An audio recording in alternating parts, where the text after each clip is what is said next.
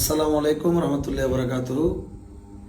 আমি অনেকগুলো মেসেজ অনেকগুলো কল পাওয়ার পরে বাধ্য এই ভিডিওটা করতেছি, না হলে তেমন একটা কথা বলা ছেড়ে দিছি। গানের মধ্যেও তেমন একটা কথা বলি না, সোশ্যাল মিডিয়ায় তেমন একটা কথাবার্তা বলি না, কিন্তু আজকে বাধ্য হয়ে বলতেছি। সম্প্রতি একজন মুফতি সাহেব মুর্শিদ বিনে কেউ দিবে না জান্নাতের তরি, এই কালাম যে গাইছে, যারা যারা শুনছে, যারা যারা এই কালামকে বিশ্বাস করছে সবাইকে কাফের বলে দিছে। মানে এক কথায় উনি ওনার উপর ওহী নাজিল হয়ে গেছে যে সবাই কাফের, উনি বলে দিছে স্ট্রেট কাট যে সবাই কাফের। সেজন্য আমি কথাগুলো বলতেছি।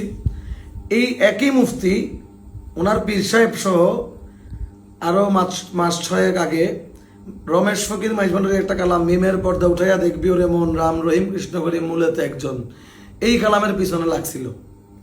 তখন আমি ওনাদেরকে কাউন্টার ভিডিও দিছি, ওনাদের কথার পরিপ্রেক্ষিতে আমি কাউন্টার জবাব দিছি। ওনারা আমার কাউন্টার জবাব পেয়ে আর কোনো কথা বলে নাই, সোশ্যাল মিডিয়ায় এই কথার জবাবও ওনারা দেয় নাই। ওইটার জবাব না দিয়ে এখন আবার মুর্শিদ বিনে কেউ দিবে না জান্নাতের তরি, এটার পিছনে লাগছে।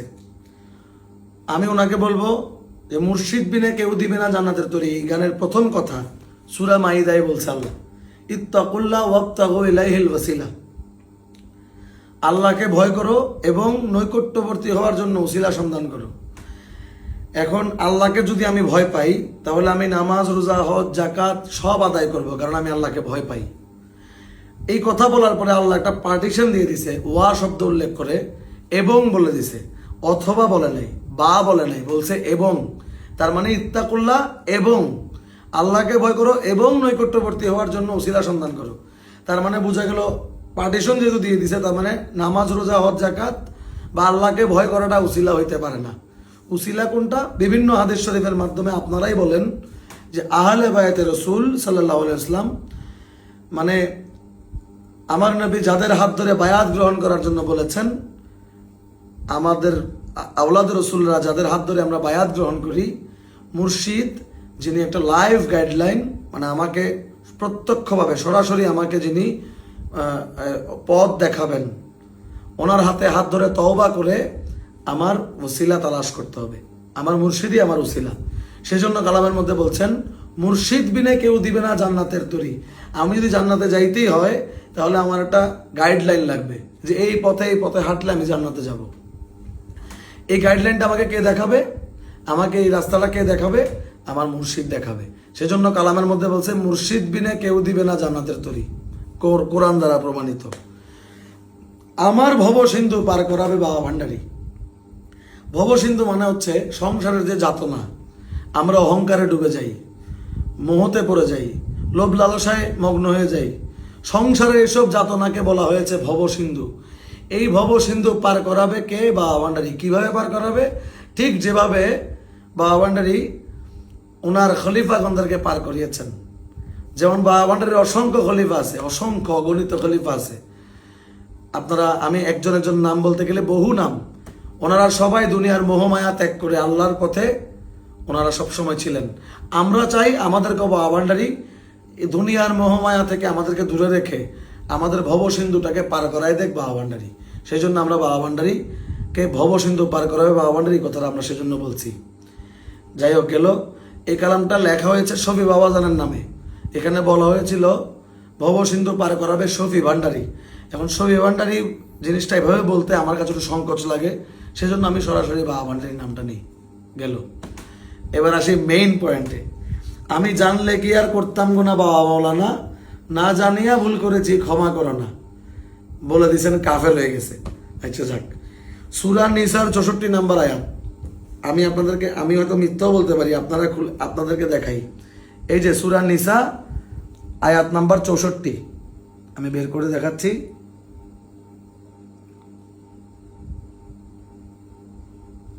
এই যে 64 নাম্বার আয়াত, ভালো করে দেখেন। এবার আমি পড়ে শোনাই। আর আমি যে কোনো রাসূল প্রেরণ করেছি তা কেবল এজন্য যেন আল্লাহর অনুমতিক্রমে তাদের আনুগত্য করা হয়। আচ্ছা, আর যদি তারা যখন নিজেদের প্রতি জুলুম করেছিল তখন তোমার কাছে আসতো, মানে আল্লাহ রসুলের কাছে আসতো, অতঃপর আল্লাহর কাছে ক্ষমা চাইতো এবং রসুলও যদি তাদের জন্য ক্ষমা প্রার্থনা করতেন তাহলে তারা আল্লাহকে দয়ালু এবং তওবা কবুলকারী হিসেবে পেত। তার মানে বোঝা গেল আমি যে আমার নিজের উপর জুলুমগুলা করি, পথে ঘাটে আমি অনেক অজান্তে অনেক গুনাহ করি, নিজের জানায় গুনাহ করি, অজানা গুনাহ করি, এটা নিজেদের প্রতি জুলুম। গুনাহ করা আল্লাহ নিজেদের প্রতি জুলুম বলেছেন।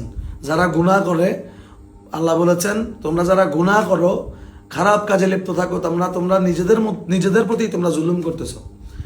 এই যে আমি নিজের প্রতি যে জুলুমটা করলাম, যে গুনাহটা করলাম, এই গুনাহটা আমি আল্লাহর কাছে মাফ চাইলাম। আল্লাহ বলতেছে তখনই শুধু আমাকে তওবা কবুলকারী হিসেবে পাবে না, কখন পাবে? যখন রসুলও তোমার জন্য আমার কাছে কি করবে? ক্ষমা প্রার্থনা করবে। তার মানে বোঝা গেল তওবা কবুলকারী কেন বলছে? ওই যে আমরা বায়াত গ্রহণ করার সময় তওবা পড়ি, আমি তওবা করলাম আল্লাহ কবুল করে ফেললো, বিষয়টা এরকম না।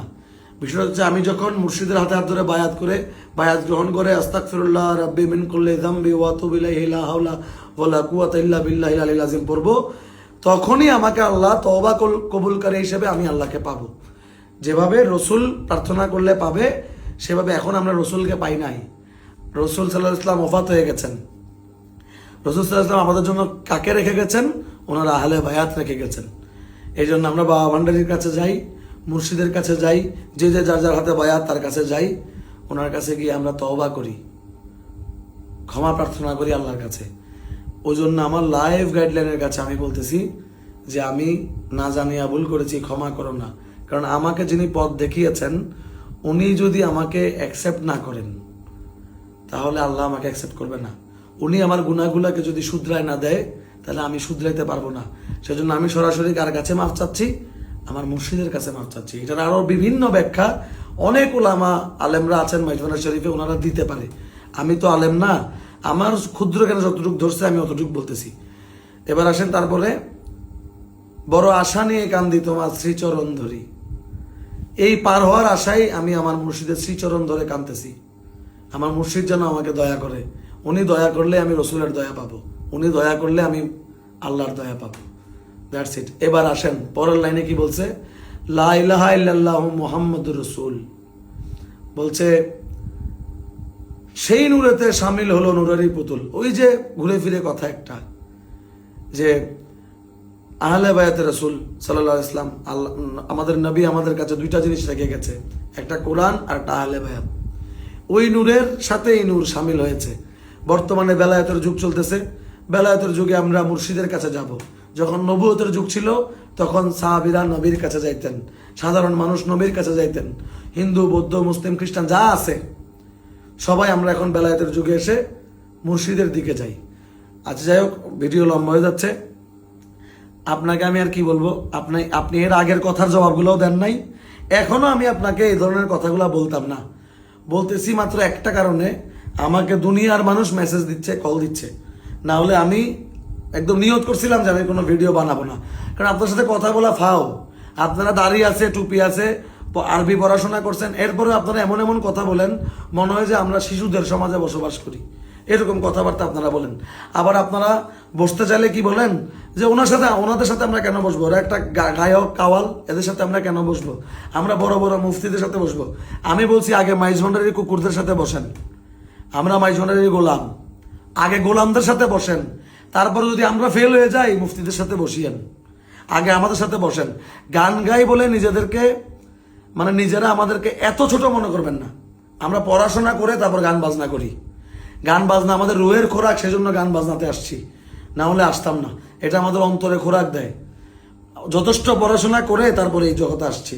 যদি আমার বায়োডাটা লাগে বায়োডাটাও নিয়েন, আমি দিয়ে দিব কমেন্ট বক্সে, যদি আপনাদের প্রয়োজন হয় তাহলে আমি দিব। যাই হোক, আমি কথা বাড়াবো না, হয়তো অনেক আমার ভাষায় ছন্দে কথায় অনেক ভুল হইতে পারে, আমাকে ক্ষমা সন্তুষ্টি দেখবেন। তবে আল্লাহর ওয়াস্তে মাইথনের কালামের পিছনে লাগা বন্ধ করেন, এগুলো বন্ধ করে দেন। এটে আসতে পারবেন না। আপনারা যে দলিলগুলো দেখাবেন এই দলিলগুলা আপনারা পড়ে তারপর শিখছেন, আর এই দলিলগুলা বাবা ভান্ডারী ওনার ফয়েজ দিয়ে হাজার হাজার মানুষকে ওনার ফয়েজ দিয়ে এলমে লদুনের মাধ্যমে উনি দিয়ে দিয়েছেন।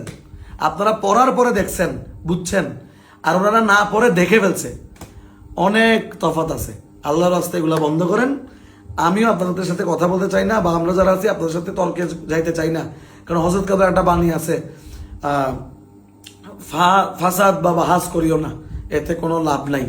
এ ধরনের একটা বাণী হযরত কেবলা হুজুর গৌসুল আজম মাইজ ভান্ডারী বাবাজান কেবলা বলেছেন। আমরা ওইটার উপর অটুট থাকতে চাই। আমাদেরকে শুধু শুধু এতগুলা পেরেশানি দেওয়ার দরকার নাই। আমরা যারা আশেক আছি, মাইজ ভান্ডারীর গোলাম আছি, আমরা রমেশ ফকির মাইজ ভান্ডারীর কালাম, হাদির কালাম, মকবুলের কালাম পড়তে পড়তে আমরা মালিককে খুঁজি। আপনারা হয়তো জান্নাত খোঁজায় ব্যস্ত, কিন্তু আমরা জান্নাতের মালিককে খুঁজি। সুতরাং আসসালামু আলাইকুম। আর বেশি কথা বলবো না, আমার কথায় ভুল হলে আমাকে ক্ষমা করবেন। ধন্যবাদ।